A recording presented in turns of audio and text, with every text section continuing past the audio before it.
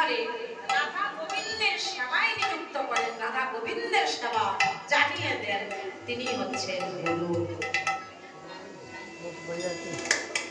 আর দীক্ষা দিলাম, হাজার হাজার শিষ্য করলাম, অথচ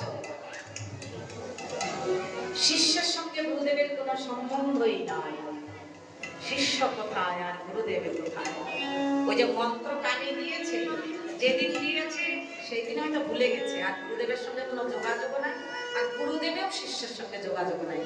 গুরুদেবেরও চিন্তা হচ্ছে কি হাজার হাজার শিষ্য করবো সুনামগা।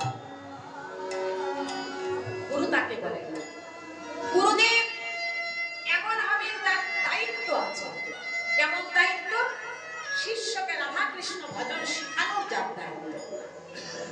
গুরুদেব তিনি হবেন যিনি এই মায়াবদ্ধ জীবকে, আমার মতো পাপী মায়াবদ্ধ জীবকে রাধা গোবিন্দের সেবা এখানে দেখিয়ে, এখানে সেই শিক্ষা দিয়ে অন্তিমে এই দেহের যখন পতন হবে, সে ওই গোলকে গিয়ে নিত্য রাধা মাধবের সেবায় মঞ্জরি দেহ গোপী দেহ লাভ করে সেই সেবায় নিযুক্ত হবে।